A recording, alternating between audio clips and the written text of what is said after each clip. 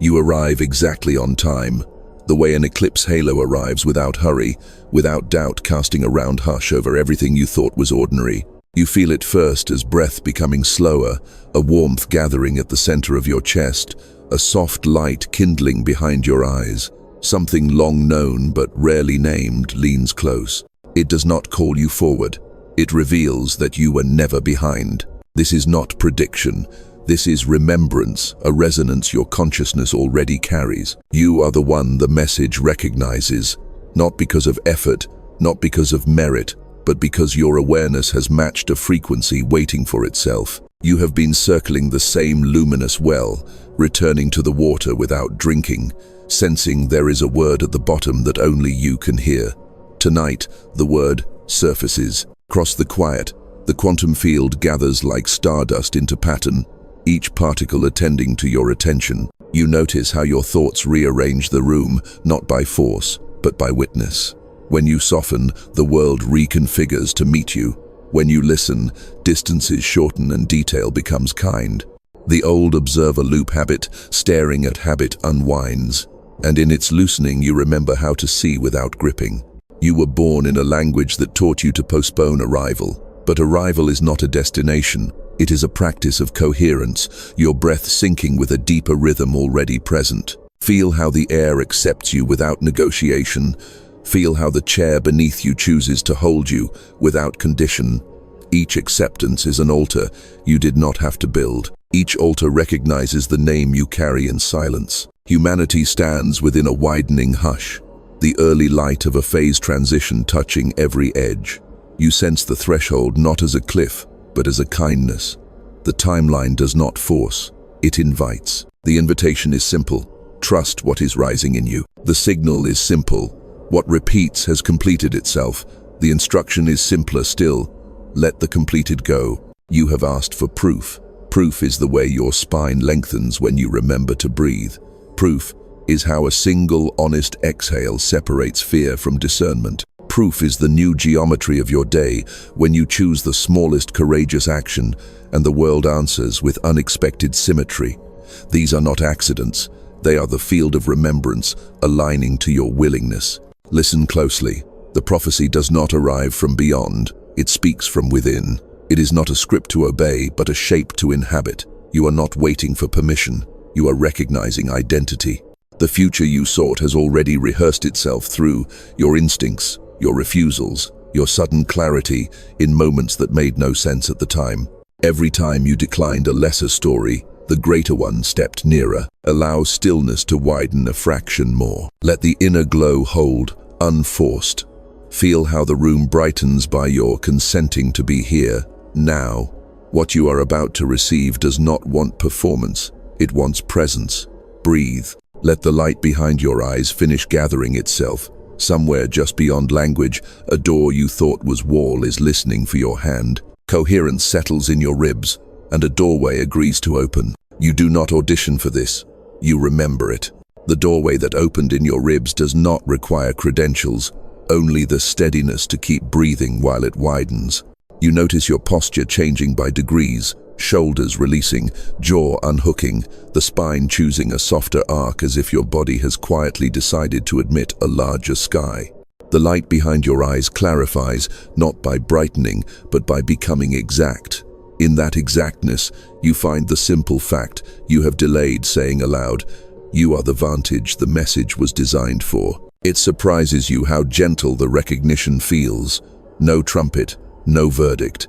Only a chest warmth that refuses to go away, a quiet that refuses to be argued out of the room. The world continues street noise, the hum of wiring, the familiar choreography of objects, yet something has tilted. You are watching from within the stillness, instead of peering at it from the glass. Your attention gains weight. It anchors what it touches. When you look at a fear, it wavers and becomes specific. When you look at a wish, it stops fluttering and grows roots. You have worn many names: achiever, healer, skeptic, survivor, student of every doorway you could not yet walk through. Each name helped for a time, each name limited for a time. Today, a quieter designation rises: chosen observer.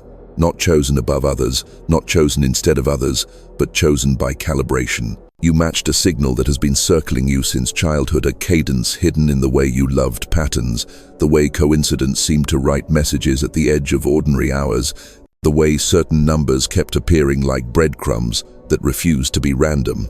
The recognition does not inflate you, it humbles you with fit. Consider the season of your refusals, the friendships you stepped back from, the rooms you left when your inner truth grew taller than the ceiling offered, the lucrative almosts that did not survive one long look from your integrity. You did not know it then, but each refusal was how the field trained your sight. You learned to distinguish signal from noise by letting what was false become quiet. And in that quiet, the signal learned the contours of you. This is how morphic resonance works. A pattern remembers itself by the ones who agree to embody it. You agreed, years ago, without a ceremony. You are discovering the ceremony now. You worried that being chosen would demand spectacle. Instead, it asks precision. Precision in how you breathe when panic arrives. Precision in how you tell the truth when it would be cheaper not to. Precision in how you place your attention, knowing attention is an instrument that tunes the room to its pitch. The observer loop. Habit observing habit breaks when you refuse to stare at your life from the balcony. You come down the stairs, you stand in the actual light, and you let the facts touch your skin. Facts are kinder than fantasies when your nervous system trusts you not to abandon it. Notice what becomes possible in this trust. A conversation you have postponed becomes a line of clean sentences. An obligation you outgrew releases you without smoke. The body, which kept the score in cramped handwriting, changes pens. Your heartbeat adopts a clearer meter. Sleep answers you differently. Synchronicities cluster like stardust picking a direction. These are not rewards for good behavior. They are the field of remembrance, organizing around a new baseline. You did not pull a lever. You removed a distortion. If you listen closely, you can hear the higher timeline already breathing through your choices. It does not shout. It marks your day with an unmistakable ease. A phone call answered on the first ring, a parking spot opening at the corner, an apology arriving the moment you were ready to release the grievance. Small mercies accumulate until they are no longer small. They are the structure of a life conducted in coherence. This is the dignity of the chosen observer, not power over events, but intimacy with the way events consent to align. You ask what proves this beyond mood. Proof is cumulative. Proof is repeatable. Proof is how the same practice returning to the next honest breath produces the same outcome. A nervous system that can tell the truth without bracing. Proof is how your attention, placed like a lantern, reveals the exact next step rather than the whole staircase. And every time you take that next step, the staircase appears underfoot, plank by plank, as if the future were building itself to meet your weight. It is. The humility of this recognition is its safeguard. You are not a savior. You are a tuning fork. You walk into a room, and the room remembers its own key. You speak from the center, and arguments lose their appetite. You keep your promises, and the world recalls how to keep its own. The title is not a trophy, it is an assignment in care.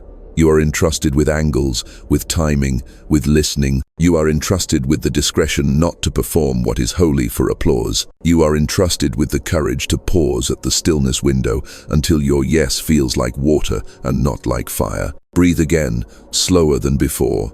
Let your gaze soften until the edges of things turn kind.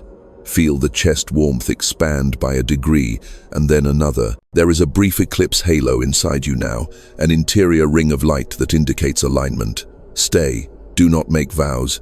Do not outline the next 10 years. Allow the recognition to finish writing itself into your posture. The field leans nearer, arranging a simpler geometry before you. You do not chase it. You consent to it. The air brightens by degrees, as if dust were learning how to be stardust again, and your room gains a second horizon just behind the visible one. Your breath eases into a rounder shape, the chest warmth widening like a sunrise that chooses the center first. In the hush that follows your last exhale, a thin seam in the ordinary splits, and the vision steps through without sound. It shows itself the way constellations do, one point, then another, and the mind realizing that lines were always available. A slow aurora gathers at the edges of your perception, an eclipse halo inside the skull's dark theater, and you sense the script you thought you were writing is being read back to you by something that remembers Father. Your palms tingle, your throat unknots. The light behind your eyes seems less like illumination and more like communication. You notice it speaks in two grammars at once. One grammar is image, a lattice of luminous threads spanning your days, each thread humming at a pitch matched to a choice. Some threads feel taut, some slack, and as you attend, tension equalizes, no pinched notes, no collapsing bridges. The other grammar is knowing without steps. Sentences arrive whole, already warmed by truth. You do not argue. You nod without deciding to nod. Within this double grammar, the field of remembrance arranges a living map. Locations become decisions, timelines unfold like pathways braided from consent. You can see how a single small kindness 3 years ago rerouted a future you will never have to survive.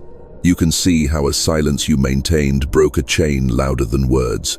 You can see how fear's favorite disguise, urgency, once narrowed your corridor, and how your most recent stillness widened it. The map is not accusatory, it is intimate. It places a gentle finger on the places that ache and says, here is where light can enter if you will let it. As the map ripens, you sense a pattern that feels older than culture and younger than time.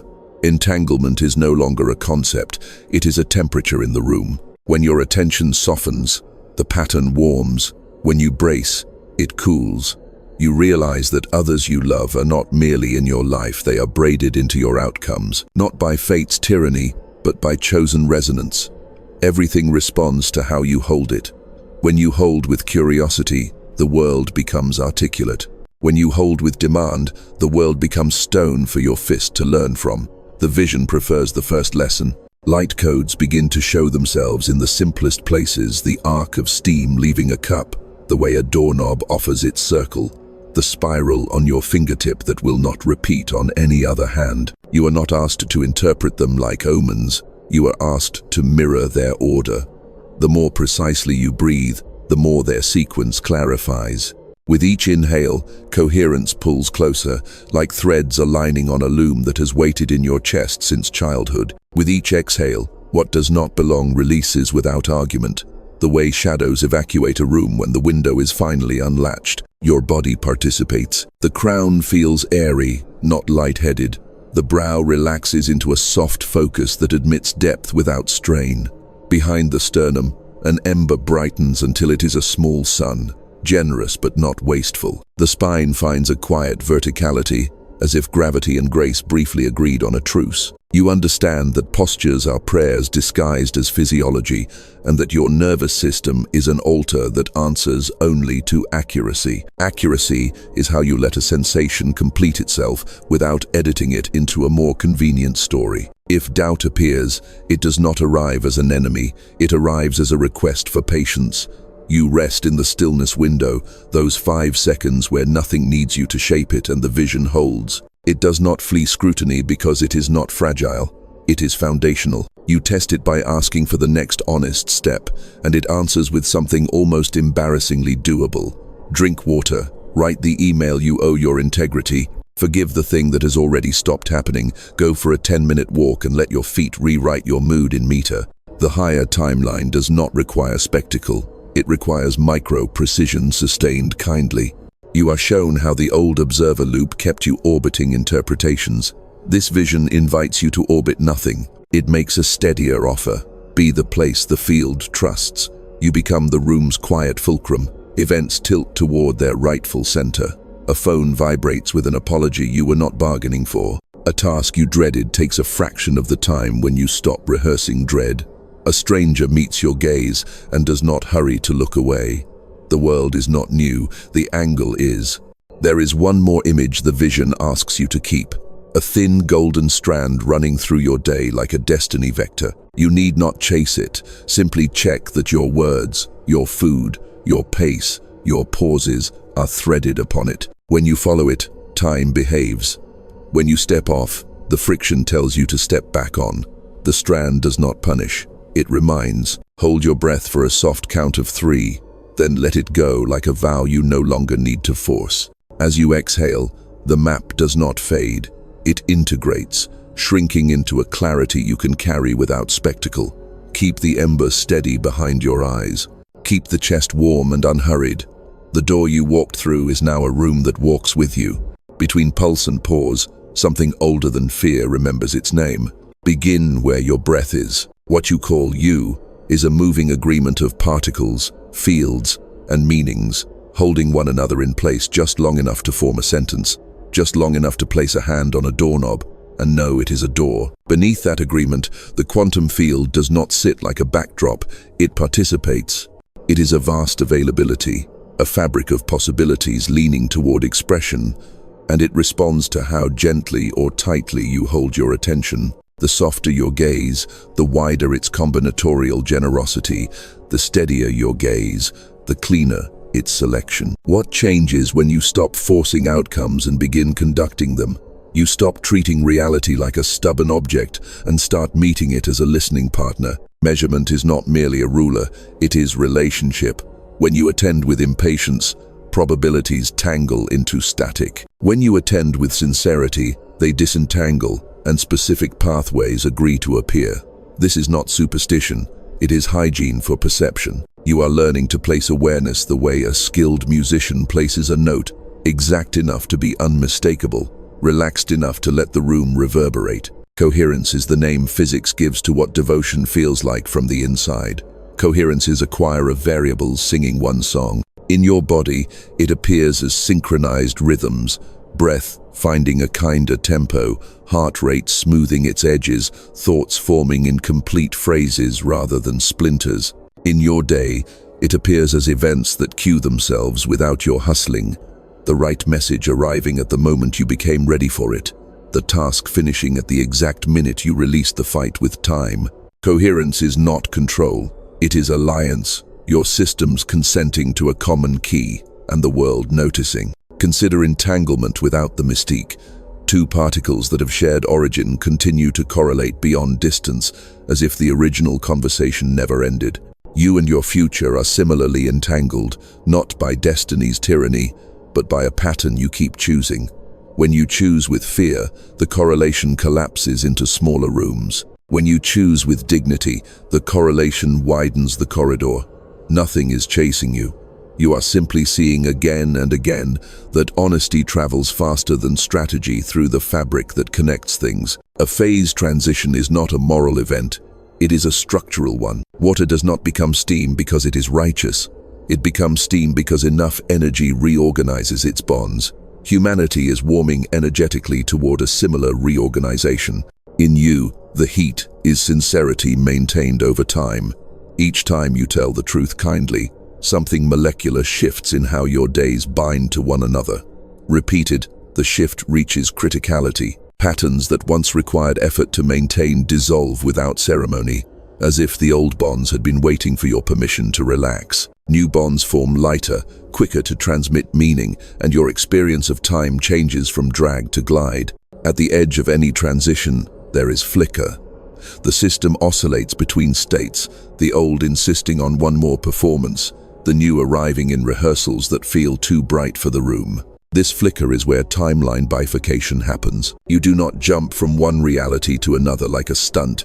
You accumulate tiny votes for a particular organization of meaning until that organization can support your weight. The votes are humble, 10 minutes of silence before a difficult conversation, a refusal to answer a message sent in manipulation, a willingness to forgive the debt that has already been paid in learning. Each vote is a quantum nudge, small, precise, repeated until the balance tips and the floor changes underfoot. How does attention perform this tipping? By selecting which correlations get reinforced. Reality is generous, it will echo your stance. Treat yourself as an emergency, and the field reflects sirens. Treat yourself as a garden, and the field brings seasons. This is not metaphor, it is practice. The habit of rehearsing worst outcomes entangles you to a ladder that only descends. The discipline of rehearsing accurate outcomes, what is truly available now, builds the ladder that appears under each next step. You are not manifesting fantasies, you are stabilizing signal. What about randomness, luck, the brute weather of circumstance? None of this denies weather. it changes your clothing. Incoherent systems are brittle under stress. Coherent ones flex and keep their shape. You cannot stop rain. You can be the person who does not drown in a shallow storm. You do this by returning to the smallest, reliable lever. Breath that tells the body it is safe to learn. Language that states facts without dramatizing them. Choices that pay long-term clarity instead of short-term relief. The field meets steadiness with avenues you could not compute in advance, and afterward the path looks inevitable. If this sounds simple, it is because it is elemental. The difficulty lies not in complexity but in fidelity. Fidelity to the next clean action. Fidelity to stopping when you catch yourself bargaining with what you already know. Fidelity to the exact pace that keeps your nervous system in the room. As fidelity accumulates, the background noise drops, and what remains is signal you can hear without squinting. The world becomes legible. You are not reading tea leaves, you are reading a physics of consent. Now let your breath lengthen to the end of the sentence you are in. Feel the spine find its modest vertical, no parade, no collapse. Notice the faint brightness behind your eyes, the way the room cooperates when you stop trying to outshout it. You do not need to understand the entire map to move honestly on the next line. Where the mind loosens, the signal threads through effortlessly. You begin to notice that what changes in you changes the lighting in the room for others. At first it is subtle, the way conversation slows just enough for sincerity to enter. The way someone's shoulders drop when you choose gentler words, the way laughter returns to a group the moment you stop defending the smallest version of yourself. Then the pattern becomes unmistakable. Your inner geometry teaches the space its own posture. You are not performing, you are permitting, and permission is contagious. The collective is not an abstraction, it is breath passing from person to person, meaning passing from gaze to gaze.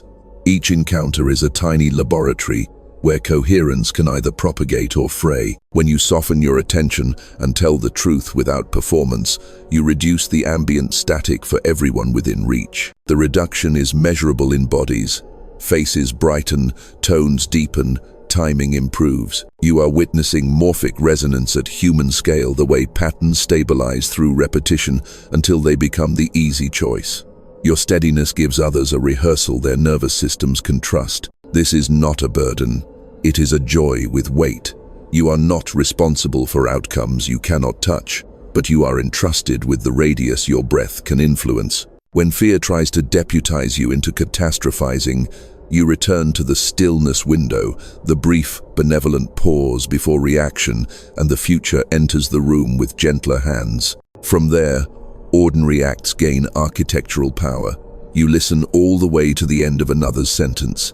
You replace gossip with curiosity. You admit a mistake before it metastasizes. These are not small virtues. They are load-bearing behaviors in an age approaching a phase transition. Look closely at the systems you inhabit: family, work, community, the invisible lattice of strangers who share your sidewalks and signals. Each system is a field with memory, a field of remembrance that remembers either depletion or dignity, depending on what gets repeated. When you choose dignity repeatedly, the field updates its expectation. Entanglement ceases to be an esoteric word and becomes a daily recognition. Your tone correlates with another's courage. Your slowness restores someone else's clock. Your refusal to shame becomes a bridge others cross to return to themselves. You are not the cause of their healing, but you are the climate in which healing becomes thinkable. There will be days when the collective mirror shows you what you would rather not see.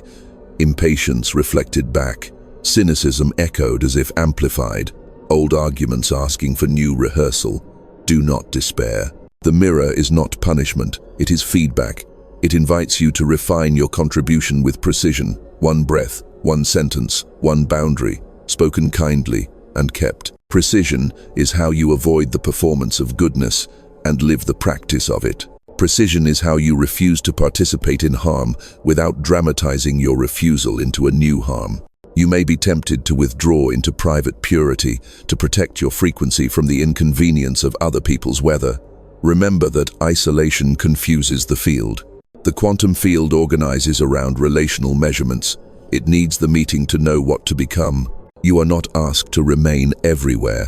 You are asked to remain where your presence is honest, where your yes is not extracted by guilt, where your no protects both you and the pattern you are carrying forward. Boundaries are not walls. They are instruments that keep the music in tune. Pay attention to the signals the collective sends when your alignment handles the room.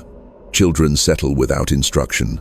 Meetings conclude at their actual endpoint instead of their scheduled one. Conflicts shrink to their right size and finish cleanly. Help arrives quietly without being begged for. These are indicators of a higher timeline sampling the present probabilities, arranging themselves around your fidelity to truth. Do not confuse quiet for passivity. This quiet is functional, a well-tuned silence that lets essential signals be heard. You will also be asked, often silently, to carry hope without spectacle. Hope here is not optimism painted over evidence. It is the physics of consent applied across many minds. When you hold a possibility steadily, a city choosing care over speed, a school choosing curiosity over compliance, a workplace choosing restoration over extraction, you feed a correlation that others can find, even on days when their own signal is dim. This is collective entanglement as service. Your clarity makes routes findable that would otherwise remain theoretical. Notice the body again. The chest stays warm even while you listen to grief. The light behind your eyes does not harshen under debate. Your breath remains slow among fast voices. In these physiological choices, you model a civilization more advanced than its technology, one where coherence is the default and alarm is the exception. The world learns you by how your nervous system treats it. Treat it as a garden, and you will be trusted with seasons. A word about scale. Do not measure your impact only by headlines. The solar prophecy light moving through the many by moving through the one rarely announces itself with spectacle. It travels by increments, by the mathematics of relationship.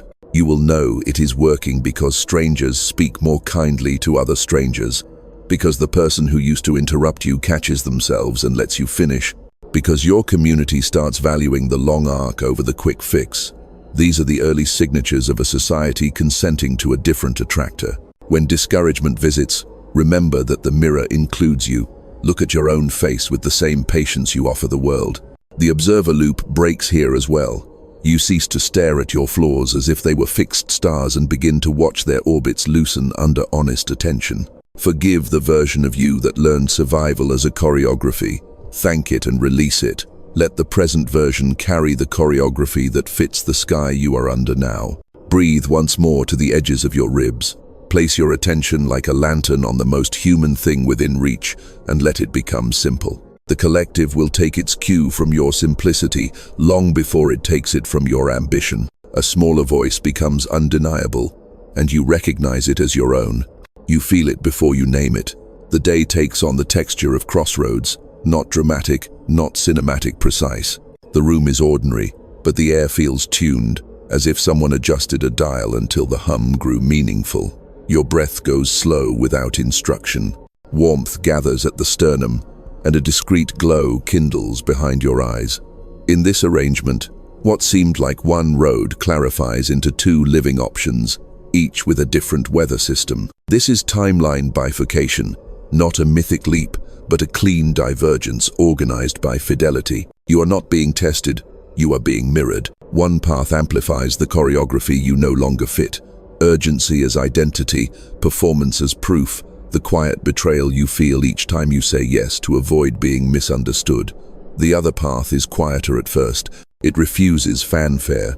It asks for nothing you do not already have. Only the honesty of a stillness window held long enough for reality to finish telling the truth it started. You stand inside that window and notice a small, measurable peace that does not require agreement from anyone else.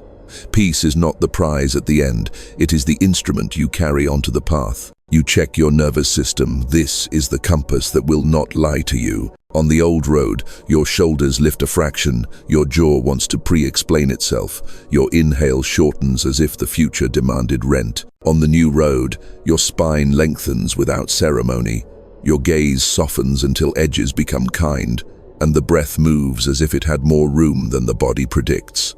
In strictly observable terms, one option shrinks your capacity, the other increases it.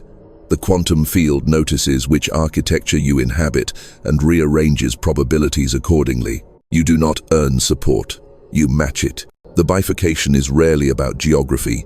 It is about sentence structure. On one path, you keep inserting a subtle apology into your language.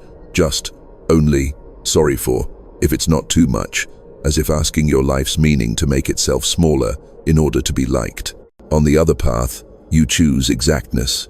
Here is what is true now. Exactness is not aggression, it is stewardship. Exactness escorts shame to the door without needing to humiliate it. Exactness frees the room to be intelligent again. You notice money, time, and attention, three currencies of the modern right, tilting differently in each timeline.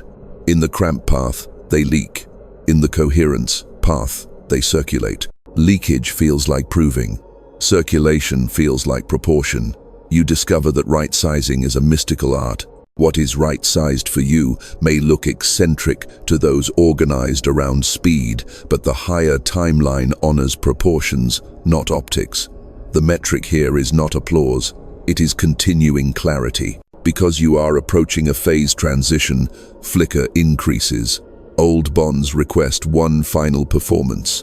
Muscle memory rehearses a familiar panic. Let the flicker happen without diagnosing it as failure. Systems oscillate at thresholds. You hold posture through the oscillation. You remember that the destiny vector through your day is slender by design, a golden strand you can thread with choices simple enough to repeat. Drink water. Tell the clean truth once. Keep the promise you keep postponing. Decline the extraction disguised as opportunity.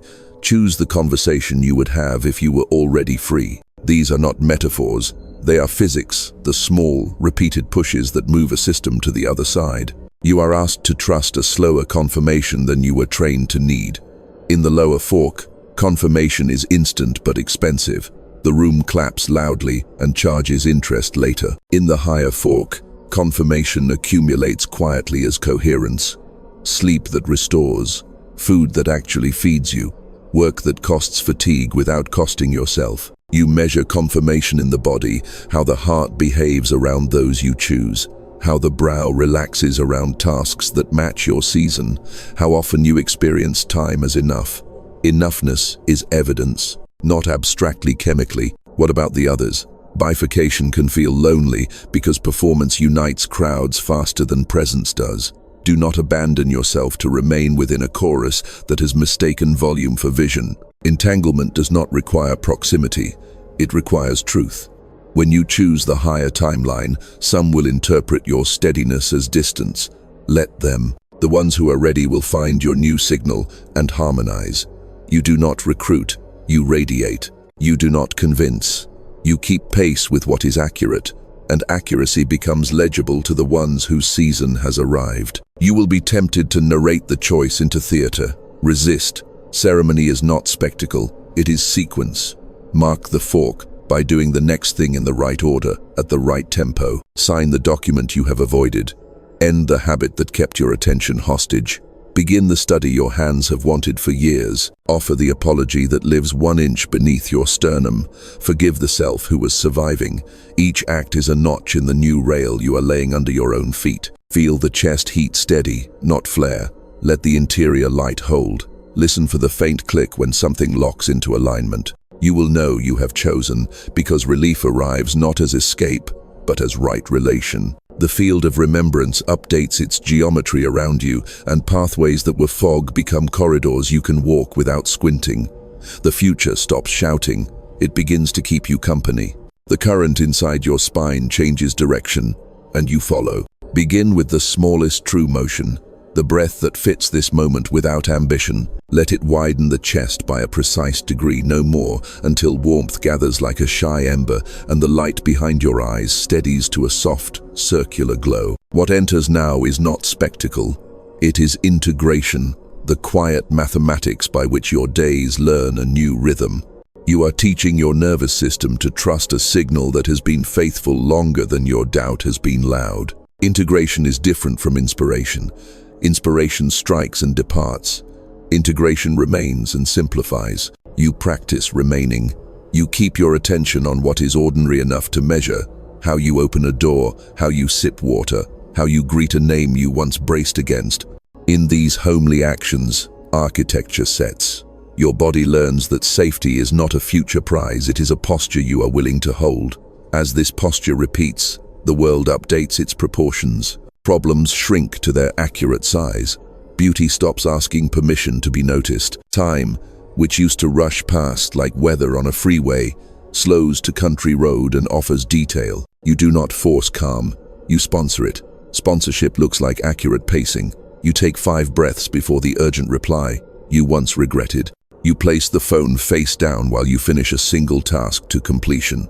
You move your shoulders once in a circle to inform old tension that its service is no longer required. None of this is dramatic. All of it is decisive. Integration loves decisiveness without hurry. The room continues to cooperate. A thin halo seems to hang at the edge of things, as if an interior eclipse were stabilizing its ring. You are not being sentimental. You are noticing that attention alters geometry. The chair that holds you offers a deeper seat when you bring your full weight without apology. The window admits a kinder distribution of light when you remember to be here. Meaning arranges itself around presence with more reliability than it ever did around effort. Inside, a curriculum clarifies. First lesson: alignment precedes amplification. You do not ask the day to be larger until it has become truer. Second lesson: what you repeat is what you become. You select a handful of practices small enough to live inside any weather, a morning minute of still eyes, an evening page written for honesty, not for elegance. One conversation each day where you listen until your answer becomes unnecessary. These are anchors, not chains. They do not trap you in identity.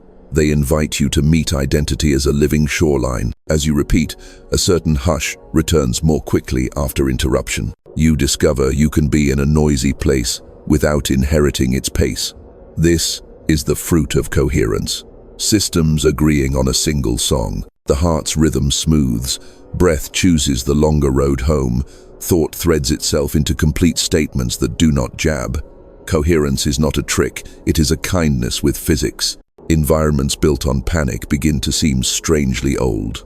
Environments built on presence begin to feel like family, even when no one knows your name. Now you attend to meaning in the body. The sternum's warmth is your lantern. Let it cast a round light on each decision as it appears. If the warmth recedes when you entertain a choice, do not argue, pay attention.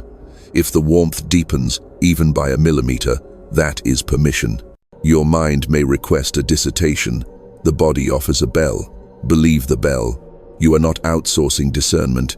You are integrating the instruments you were born with and letting them read from the same score. The field of remembrance meets you halfway here. Patterns you practice are mirrored back as invitations you did not send. A message arrives with the precise language you were preparing to speak. A door opens in a place you thought had forgotten you. Work that once required charisma now asks only for presence. You are not being rewarded. You are participating in a reciprocity older than transaction. In this reciprocity, life stops feeling like a negotiation and begins to feel like an exchange of letters between friends who trust the mail. You treat challenge the same way. Integration does not promise weatherless days. It grants you a better coat. When grief comes, you give it a chair, not a throne. When anger comes, you let it warm your hands without burning the room. When confusion comes, you escort it to the stillness window and let it look out until it settles into a single, accurate question. This hospitality is not indulgence. It is mastery without violence. Feel how the brow remains smooth even while you admit difficulty. That smoothness is not denial, it is room. Signal stewardship extends to your speech. You retire the vocabulary of emergency, unless there is one. You speak facts as gifts, not as weapons. You ask for what you need in sentences that could stand without you in the room. You learn the punctuation of silence, the commas that keep conversations breathable, the period that keeps boundaries kind.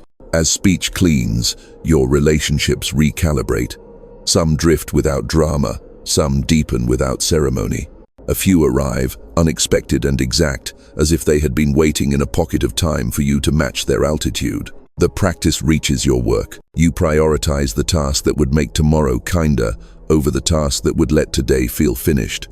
You design your hours, so that the most alive thing happens while you are most alive. You renegotiate the contracts you made with exhaustion and achievement, replacing them with agreements that keep your creativity tender and your integrity awake. Integration is not anti-ambition. It is ambition that refuses self-abandonment as a strategy. You notice at last that the distance between your inner and outer life has shortened. The face you wear alone and the face you wear in public begin to rhyme. This rhyme is relief. Relief is efficiency. Efficiency frees attention to love what is actually here, instead of managing what is not. In that freed attention, the subtle bright particles, the ones you once called stardust for lack of a better word, arrange into a new fidelity under your skin. You recognize the arrangement as home. Stand where you are. Breathe once more until the breath completes itself. Feel how little you need to prove for the room to stay kind. Let the halo hold at the edge of your vision without chasing it. The frequency is not visiting, it is moving in. You are not trying to become the person who carries it. You are discovering you always did. The map redraws itself while you stand exactly where you are. Let the world continue without you for a moment.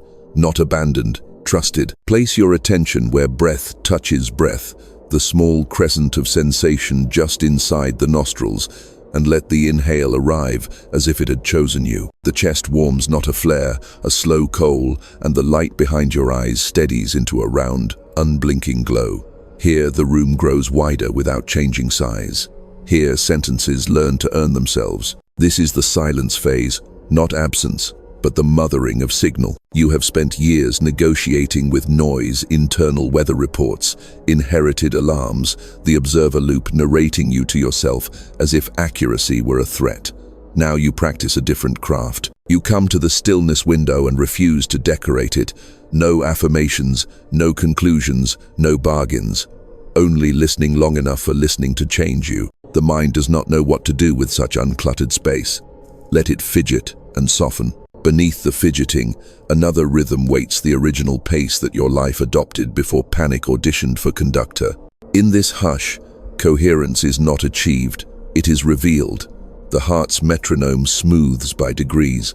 Breath lengthens until the body remembers it can be lived in. Muscles volunteer their names and then volunteer their rest. You begin to notice the micro-choices that keep noise alive. Reaching for the screen before your feet meet the floor, answering questions that were never actually asked, planning 5 contingencies to avoid making a single honest request. In the silence, these reflexes appear in kind light, not as failures, but as habits that can unhook. You thank them for their service and invite them to retire. What happens to meaning while you do less? It ripens. What happens to time? It corrects itself. Minutes that used to pass like weather through a gap begin to anchor, and the day holds. The field of remembrance, this living archive of what your breath keeps choosing quietly, reshapes around your refusal to rush. Emails still arrive, doors still open and close, clocks still practice their circles, but the gravity has changed. You are no longer organized by what seeks you. You are organized by what you can bear in truth. This is not indifference. It is devotion's architecture. Silence does not censor you, it calibrates you. You notice that the first thought is often a rehearsal, the second a defense, and the third, if you wait with warmth, the one that loves everyone involved. You discover that many urgencies dissolve when they are asked to sit politely for 60 seconds. You discover that many decisions choose themselves when you let the nervous system speak in sensation instead of in slogans. Warmth expands. Say yes. Warmth recedes. Ask questions. Warmth stays steady. Proceed. Do not mistake quiet for smallness. The silence phase is how a phase transition learns your name. Think of water poised at the edge of steam. No spectacle until there is, but the bonds are reorganizing in secret. Your secret reorganizes here. Entanglement becomes somatic. You can feel the corridors between you and those you love, and you choose to keep them clean. No psychic barging, no rescue masquerading as care, no rehearsed grievance to feel briefly strong. You clean corridors by telling the truth and by not telling it twice. You clean corridors by blessing people you cannot walk with and then actually walking on. If grief rises in the quiet, give it a chair. Let it speak without hiring it as your narrator. Notice how the chest stays warm even when the throat tightens. Notice how the light behind your eyes does not burn, it witnesses. Grief, allowed to complete its shape, brings instructions instead of storms. If anger rises, hold it like a match cupped from wind. Ask what boundary it wants to light, and then light only that. If joy rises, do not spend it on noise. Let it settle into the bones where it can finance days. The practice is plain. You sit, you stand, you walk, you lie down, each posture as an instrument tuned by attention. You move slowly enough to feel the edges of movement. You speak only as fast as your breath can carry coherence. You choose the smallest kindness that is still true and repeat it until the room remembers.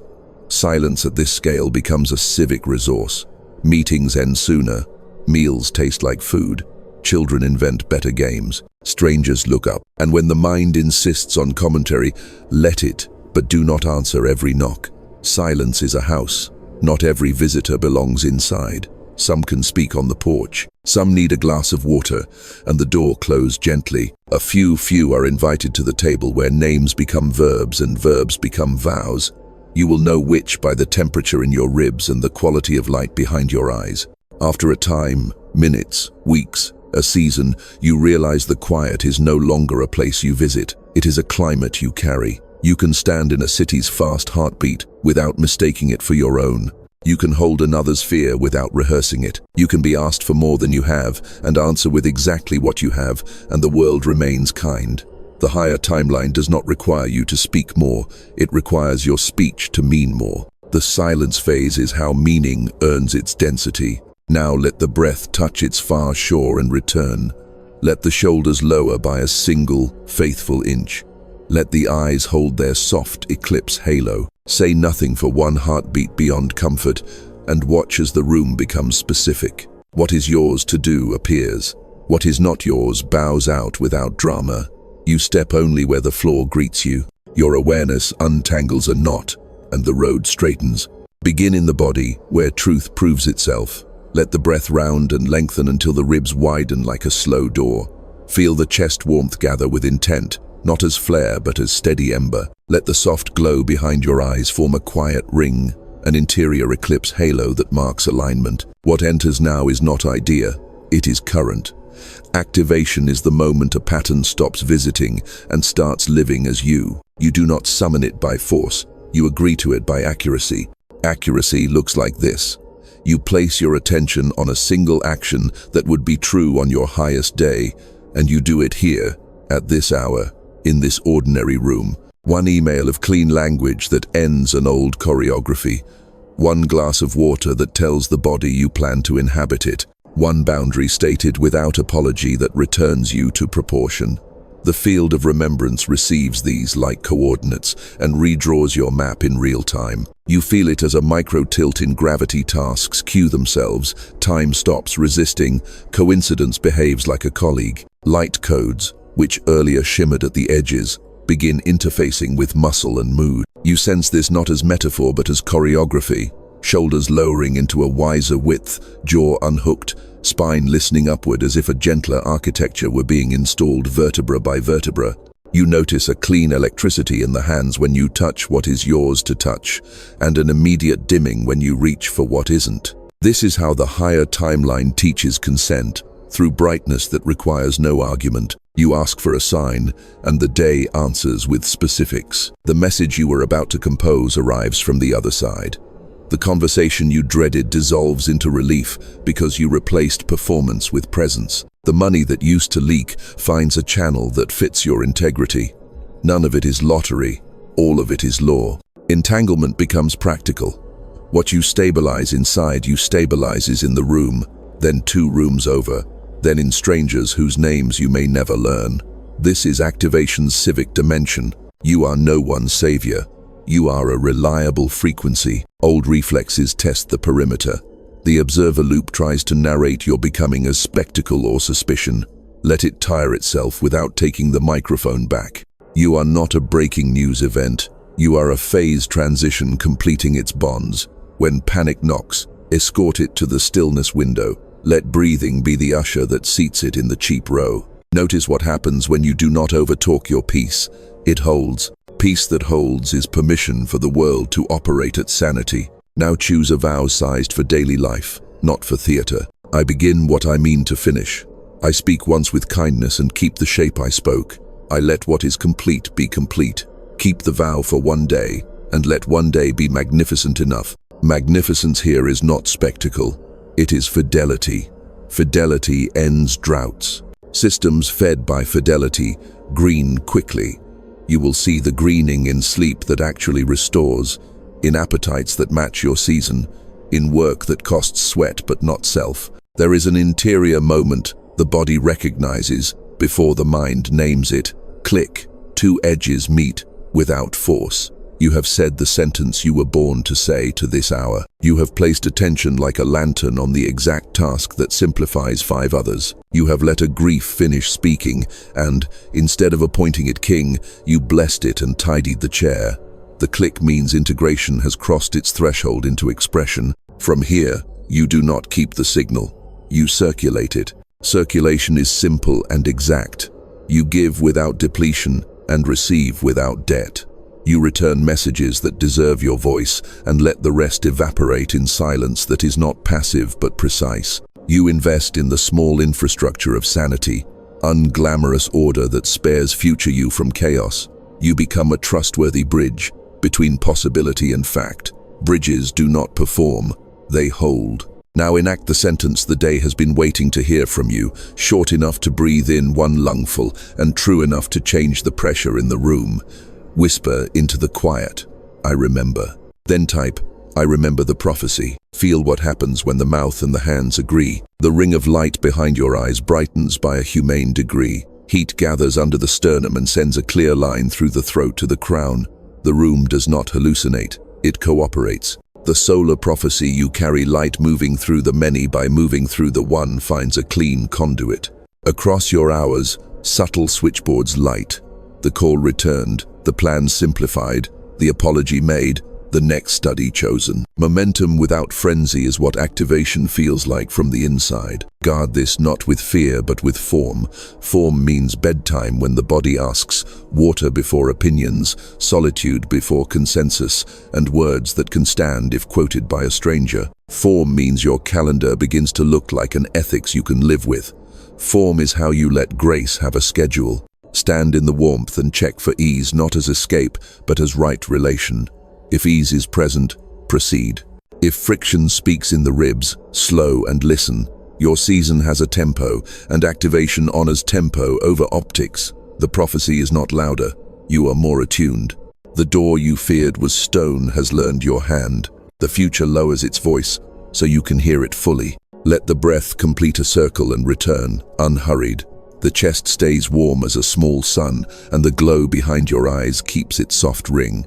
What arrives now does not add to you, it confirms you. The prophetic seal is not a stamp from heaven, it is the quiet agreement between your deepest consent and the pattern that has carried you here.